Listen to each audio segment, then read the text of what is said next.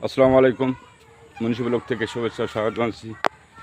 দেখেন এই চরের এই তিস্তাপাড়ের মানুষগুলো এই রহমতচর মৌজার কী হাল অবস্থা। এখন মানুষের বাড়িঘরদর, তাদের চলাফেরা সব যেন পাল্টে গেছে।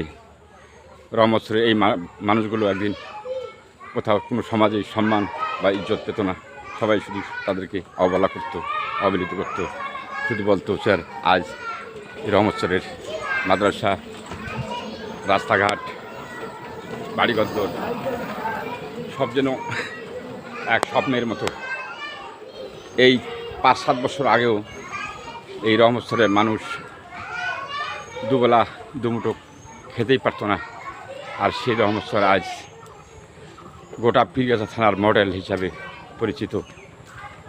এই গ্রামে, এই মৌজায়, এই গ্রামেই একটি মৌজা, একটি গ্রাম, এই গ্রামে বাস করে প্রায় 6,000 ভোটার। প্রতিটি মানুষের ঘরে ঘরে আজ ধান চাউলে ভরা। শিক্ষার হারও অনুদ্যোগিক হারে অনেক বেশি, প্রায় শতকরা 85% মানুষ শিক্ষিত। এবং এদেশের এই রহমতচর মৌজার স্কুল, যদিও কলেজ বা স্কুল নেই, প্রাইমারি স্কুল আছে, পাশে তাম্বুলপুর স্কুল এবং তাম্বুলপুর রমজান আলী কলেজ। প্রায় 400-450 ছাত্রছাত্রী লেখাপড়া করে। ইউনিভার্সিটি এবং রংপুর, ঢাকাতেও অনেক ছেলেমেয়ে লেখাপড়া করে। তারা এই গ্রামেরই সন্তান। এই গ্রামের অনেক কৃতি সন্তান আছে যারা দেশের অন্য বিভিন্ন স্থানে এবং বিদেশে ভালো অবস্থার চাকরিবাকরি এবং ভালো উচ্চপদস্থ অবস্থা আছে।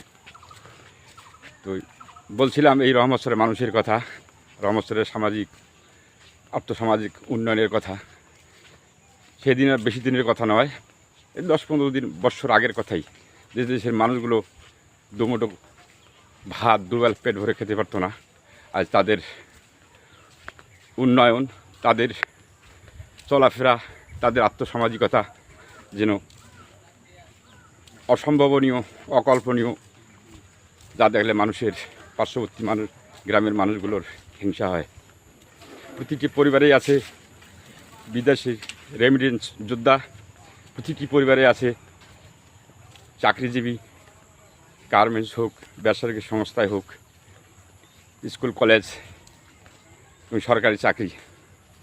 যে বাজারে এক সময় মানুষ তো দূরের কথা, পশু পাখি বিচরণ করতো, বাজার বলতে কিছু ছিল না, শুধু ছিল দু একটা মাটির ঘরে, মাটির চট বিছে দোকান।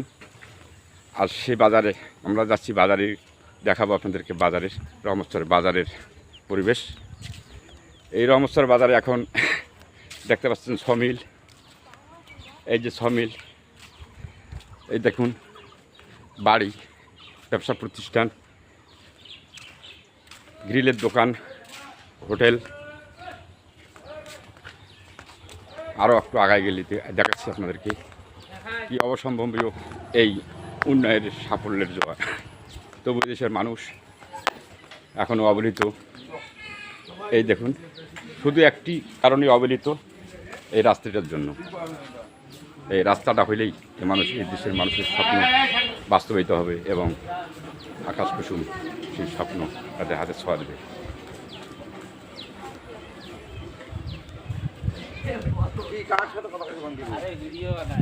ভিডিও পাঠায়। এই দেখেন আমাদের রহমতচরের অবস্থা। যে দেশের মানুষের কোনো বাসস্থান ছিল না, থাকার স্থান ছিল না, বাজার ছিল না, এখান থেকে 3 মাইল 4 মাইল দূরে যায় বাজার করতে হতো। আজ আমাদের রহমতচরের বাজার দেখেন, উন্নয়নের শিখর। দেখেন কি অবস্থা। শুধু আমাদের একটাই দুঃখ, সেটা রাস্তাটার ব্যাপার। যদি রাস্তাটা হয়ে যেত তাহলে এই দেশের মানুষ যে স্বপ্ন দেখে, সে আকাশ ছোঁয়ার স্বপ্ন সত্যি বাস্তবিত হতো। আমার মামা বিএনপির সেক্রেটারি, তার কাছে শুনতে চাই আপনাদের পরিকল্পনা কি সামনের দিনগুলোতে। মামু, হ্যাঁ, এই রাস্তা সম্পর্কে বা এই বাজারে উন্নয়ন সম্পর্কে আপনাদের স্বপ্ন কি? স্বপ্ন কি ভবিষ্যৎ আমাদের এখন বর্তমান রাস্তাটারে দরকার। আগে হ্যাঁ হাজার হাজার টন মাল আমাদের রহমতচর থেকে বাইরে চলে যাচ্ছে। আরও যদি রাস্তা হইতো তাহলে আরও আমাদের এই এলাকা উন্নয়ন হইতো। উন্নয়ন হতো এবং এই আমাদের সামনে পরিকল্পনা আছে, যদি আমাদের বিএনপি দল ক্ষমতায় আসে তাহলে ইনশাল্লাহ আমরা রাস্তায় আগে করব। রাস্তায় আগে করতে হবে, রাস্তায় করতে হবে, রাস্তায় আমরা তারপরে আগে করব। উন্নয়ন। যেহেতু অন্য অন্য জায়গায় কৃষি পণ্যের দাম আমাদের ওখান সে স্থান থেকে এখানে অনেক কম, এবং মন করা 20 টাকা 30 টাকা কম দিতে হয়।